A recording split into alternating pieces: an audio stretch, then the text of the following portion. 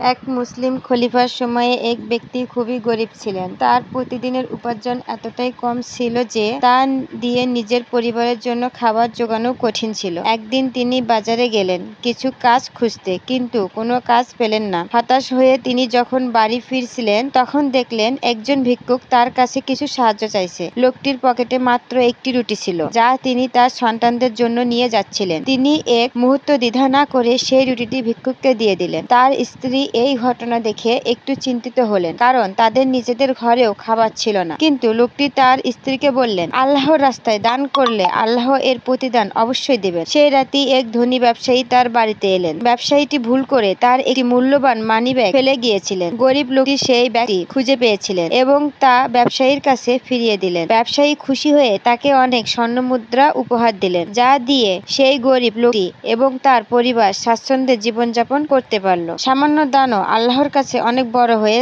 ধরা দেয় এবং এর প্রতিদান আল্লাহ বিভিন্ন উপায়ে ফিরিয়ে দেয়। গরিব লোকটি নিজের অভাব সত্ত্বেও আল্লাহর উপর ভরসা রেখে দান করেছিলেন। অন্যের জিনিস ফিরিয়ে দিয়ে তিনি নিজের সততা প্রমাণ দিয়েছিলেন, যা আল্লাহর কাছে প্রিয়।